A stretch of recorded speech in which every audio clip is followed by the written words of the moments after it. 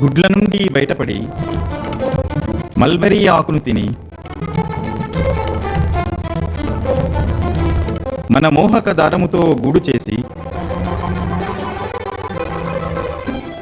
వేడి నీళ్లల్లో మరిగి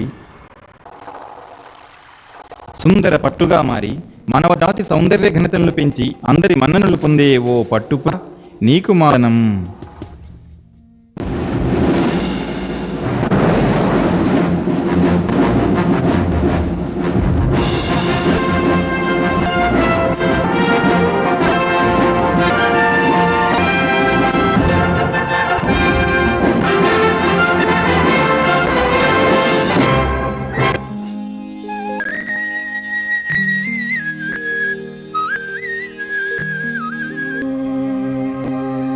నూతన సాంకేతికత మరియు పరిశోధన సామాన్యుల జీని వృద్ధి చేయనవై అవి జనసామాన్యులేరి వారు ద్వారా లాభం పొందిన మాత్రం ఆ సాంకేతికత లేదా శోధన యొక్క ఉద్దేశం సార్థకమవుతుంది. మహాత్మా గాంధీ.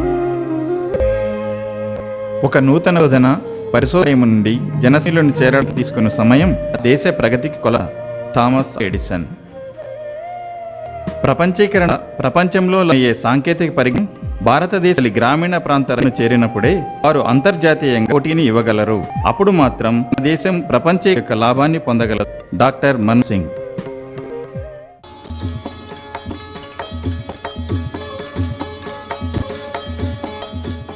ప్రముఖుల వ్యాఖ్యలకంగా పరిశోధన కేంద్రములలో రూపొందించిన సాంకేతిక పరిజ్ఞానం రైతులకు చేసే రాచబాట, పరిశోధకులకు రైతులకు మధ్య నిరంతర సమన్వయం కల్పించే వ్యవస్థే పట్టు పరిశ్రమ విస్తరణ వ్యవస్థ.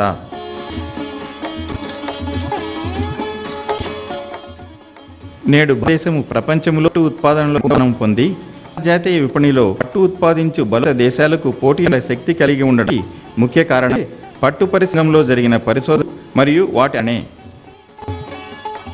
ఈ విజయవంత అనుసరణ వెనుకనున్నమే పరిణామం అయిన పట్టు పరిశ్రమ వ్యవస్థ.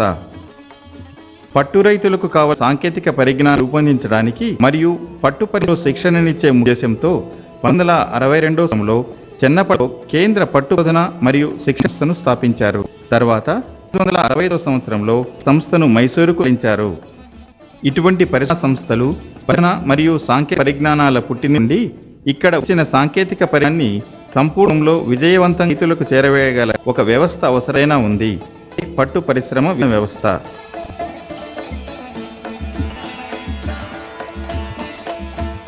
ಸಾಮಾನ್ಯವಾಗಿ ನಮಗೆ ಹಾಗೆ ಕೃಷಿಗಿಲ್ಲದ ವಿಜ್ಞಾನ మనందరికీ తెలిసిన సామాన్యంగా వ్యవసాయము లేని విజ్ఞానము వ్యవసాయము మరియు గుడ్డిగా అందించారు.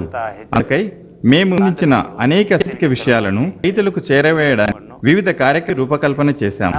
మా ముఖ్య ఉపజన సంస్థే కాకుండా 5 రాష్ట్రాలు అంటే తమిళనాడు, ఆంధ్రప్రదేశ్, కర్ణాటక మరియు మహారాష్ట్రలోని ప్రాంతీయ శోధన మరియు పట్టు విస్తరణలు కూడా సాంకేతిక జ్ఞానాన్ని లోగిళ్లకు చేయడానికి అనేక క్రమాలని చేపట్టడమే కాకుండా ఈ కార్యాలు విజయవంతమకి ఎల్లప్పుడూ వహిస్తాయి. ಯಶಸ್ಸನ್ನು ಸಾಧಿಸಲು ಸದಾ ಶ್ರಮಿಸುತ್ತಿರು. ಇದರಿಂದ ನಮ್ಮ ಉದ್ದೇಶ ಸಂಸ್ಥೆಯ ಕಾರ್ಯಕ್ರಮಗಳು ತಲುಪಿ ಅದರಿಂದ సంస్థలోని పరిశోధకులు పై రాష్ట్రాల విస్తరణలు మరియు ముఖ్యంగా రైతుల సంయుక్త కోరుకున్ననిచ్చాయి. అంతేకాకుండా ఇది నిరంతరంగా సేవానిరత పరిశోధించడానికి ప్రేరణ అయింది. భారతంలో పట్టుపరిశ్రమ విస్తరణ వ్యవస్థ 2 విభిన్న పరిస్థితులు పనిచేస్తోంది. మొదటి పరిస్థితి ఏమిటంటే పట్టు పరిశ్రమను అవలంబిస్తున్న రాష్ట్రంలో రైతులకు పట్టు పరిశ్రమ గురించి పూర్తి అవగాహన ఇవ్వడం. ఎందుకంటే రైతులకు పట్టుపయందు ఏమాత్రము లేకపోవడం వల్ల వారు నూతన సాంకేతిక పద్ధతులకు త్వరగా వస్తారు. అయితే దృష్టాంతాల వారికి తగిన అవగాహన కల్పించాల్సి ఉంటుంది.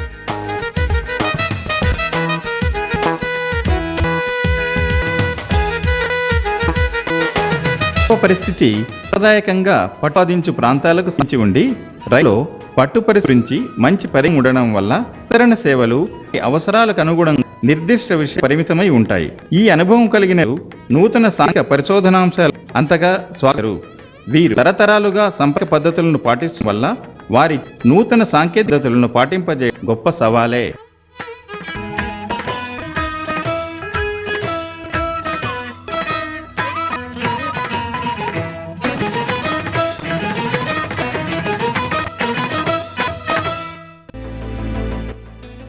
ఇప్పుడు ఈ వ్యవస్థ గురించి సంక్షిప్తంగా చూద్దాం. సాంకేతిక మార్పిడి. విస్తరణ భాగము తన పరిశోధనాలయాలను పరిశోధనా కేంద్రాలు మరియు పరిశోధనా విస్తరణల ఉపసంస్థల కేంద్ర పరిశోధన మరియు సంస్థలో రూపొందించిన అనేక సాంకేతిక విషయాల్ని ప్రదేశాలు మరియు జోన్లలో పరీక్షించి తగిన మార్పులతో ఆయా ప్రదేశాలు పొందు సాంకేతిక విషయాల్ని చేస్తుంది. ఈ సాంకేతిక మార్పు వివిధ స్టేజ్లు ఒక క్రమబద్ధ రీతిలో సాధించడం జరిగింది. వివిధ సాంకేతిక పద్ధతులు మరియు వాటి గురించి విషయాలను చర్చించి రైతులు మరియు పరిశోధకుల ముఖాముఖి ఇచ్చడం సాంకేతిక మార్పిడి సభలను నిర్ణీత సమయాల్లో చేయడం జరుగుతుంది.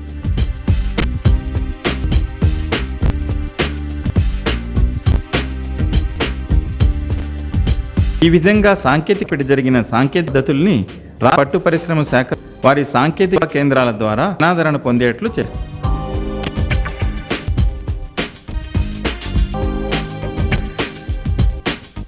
For this endeavor, you may be remembering, we had two programs. One is IVL technologies, transport and recover transfer. Under this program, mulberry varieties, we have recommended for the irrigated areas.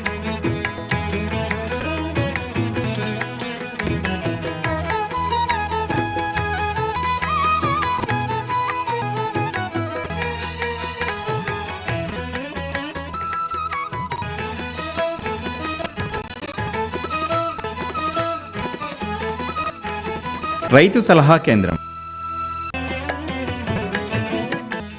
పట్టులు మరియు పరిశోధనను ఒకచోట చేసేదే రైతు సలహా కేంద్రం.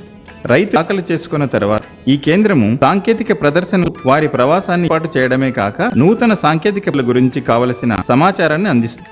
ఈ కేంద్రం వీడియో ప్రదర్శన నిర్వహించడమే గాక రైతులను దృష్టాలకు తీసుకెళ్లి వారు ప్రత్యక్షంగా వల్ల నమ్మకం కలిగించేలా ఉంది. ఈ సలహా కేంద్రం యొక్క అదనపు బాధ్యతలు ఏమిటంటే రైతుల సమస్యను పరిశోధకులు చర్చించడం ద్వారా పరిష్కరించడం, ప్రకటన విభాగానికి రైతుల సందర్శనత వారు సాంకేతిక పరిజ్ఞాన పుస్తకాలు మరియు ఇతర సామాగ్రి కొనే ప్రోత్సహించడం.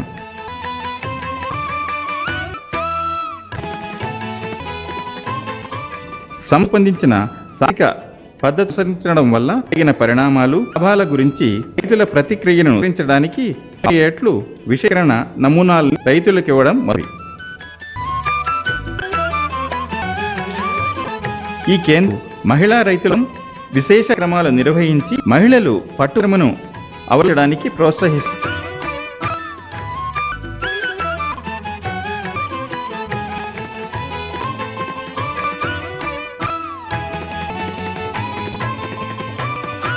ప్రకటన విభాగం. మాట్లాడమని మానవ సంపర్క వాహనమైతే వ్రాతపూర్వక సమాచారం నాగరికత కారణం. గుర్తించిన సంస్థ రైతులకు నూతన సాంకేతిక పద్ధతులు ఆవిష్కారాల గురించి పూర్తి సమాచారాన్ని వారి మాతృలో ఒదిగించాలనే ఉద్దేశంతో రేష్మహిని అను ద్వైమాసిక ప్రకటిస్తోంది. ఈ పత్రిక చందాదారుల ఇంటిని చేరడం వల్ల సాంకేతిక పరిజ్ఞానం రైతులకు నేరుగా తమే కాక వారి సమస్యలను పరిష్కరించుకోవడంలో సాగుతుంది. దీంతో పాటు తన విస్తరణలో అప్పుడు పట్టు పరిశ్రమలోని వివిధ సాంకేతికలు మరియు ఆకారాల గురించి పుస్తకములను కరపత్రాలను వాటిని వెలికితీస్తుంది.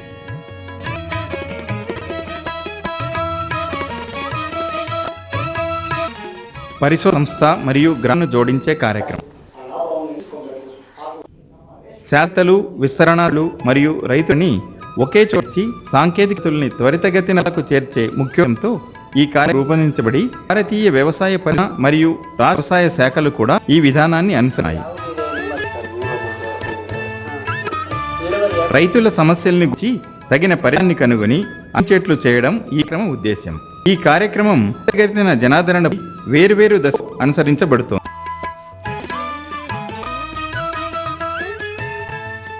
మొదటగా సాంకేతిక మార్పిడి చేయవలసిన అంశాలను గుర్తించడం, సాంకేతిక సేవా కేంద్రాలు, పల్లెలు వివరాలు సేకరించడం ముఖ్యమైన అంశాలు. మౌలిక మూలంగా విషయ చేయడం, పరుగుల పంట హానికి మరియు తగ్గుతున్న పట్టుధరకు గల కారణాలు ఉండడం మరియు వాటిని పరిష్కరించే నూతన సాంకేతిక పద్ధతులను గుర్తించి వాటి దృష్టాంతం ఏర్పాటు చేయడం కూడా ఈ కార్యక్రమంలోని విధానాలు.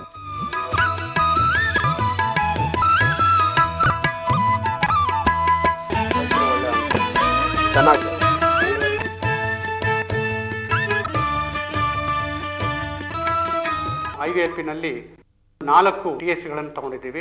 ಅದರಲ್ಲಿ ಈಗಾಗಲೇ ನಾವು 75,000 మొట్టಗಳನ್ನು ನಾವು ಚಾಕಿ ಮಾಡಿ ఈ సంస్థ మరియు అమల్ని జోడించే కార్యక్రమంలో 4 ఉచిత సేవా కేంద్రాలను ఉన్నాం.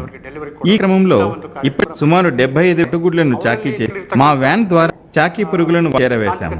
అలాగే రైతులు సాంకేతిక పద్ధతి అనుసరించడంలో ఉన్న లోట్లను గమనించి పారదోలాము. విస్తరణ కార్యక్రమం మనం బెంగళూరు సమీపంలో ఉన్న ప్రతి ప్రాంతీయ పట్టోదన కేంద్రాన్ని సందర్శించాం. ರಾಜ್ಯದ ರೇಷ್ಮೆ ಅಕ್ಕಿಯಲ್ಲಿ ಏನು ತಾಂತ್ರಿಕ ತೊಂದರೆಗಳು ಇದೆ ಆ ತೊಂದರೆಗಳು ಈ ಸಂಸ್ಥೆಗೆ రాష్ట్ర పట్టు పరిశ్రమ ఏదైనా సమస్యలు ఎదుర్కొంటే ఆ సమస్యలను మా సంస్థ దృష్టికి తెస్తారు. ఈ సమస్యల పరిష్కారానికి ఏ సాంకేతిక పద్ధతులు సరిపోతాయో అన్నవి పరిశీలించి సమగ్ర పోషక నిర్వహణ, సమగ్ర కీటక నిర్వహణ వాటి ద్వారా వారికి నూతనంగా రూపొందించిన సాంకేతిక పద్ధతులను రైతులకు పరిచయం చేసే ఉద్దేశంతో కేంద్ర పరిశోధన మరియు సంస్థ, ప్రాంతీయ పరిశోధనా కేంద్రాలు ప్రతి సంవత్సరం సమగ్ర రేష్మే మేళాను నిర్వహిస్తాయి. దీనిలో వసర్శన, దృష్టాంతాలు, గుంపు చర్చ మొదలగునవి ఉంటాయి. సాంకేతిక పద్ధతులను దృష్టాంతాల మూలంగా చూపించిన తర్వాత క్షేత్రోత్సవాలు నిర్వహింపబడతాయి. అభ్యుదయ రైతు తమ అనుభవాన్ని పంచుకోవడం క్షేత్రోత్సవాల ముఖ్యం.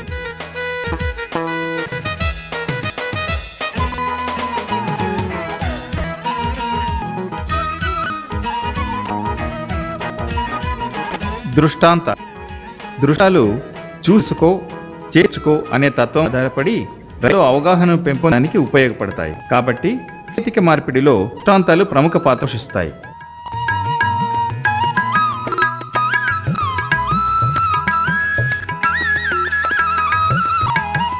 రైతులకు లభ్యమయ్యే సేవలు: మట్టి పరీక్ష నిర్వహణ మరియు రసాయన ఎరువులను సిఫారసు,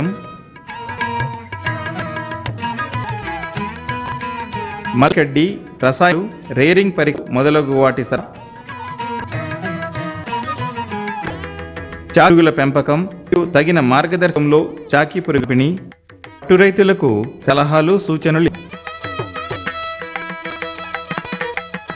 సైనా తక్కువతో కూడి ఉండి వాతావరణానికి స్నేహమైన సాంకేతిక పద్ధతులను ఎల్లవేళ విజయవంతంగా చేరవేసి జీవితాల్లో వెలుగు నింపడంలో పరిశ్రమ విస్తరణ యొక్క పాత్ర ముఖ్యమైనది.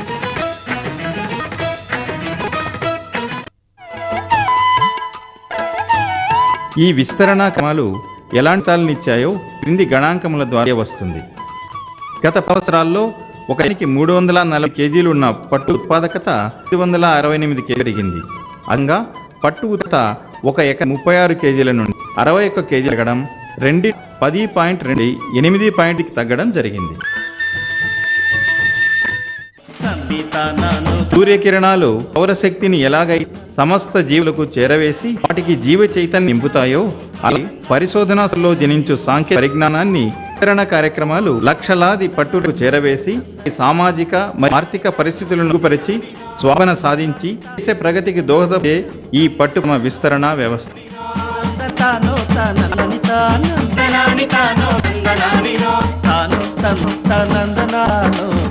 తాను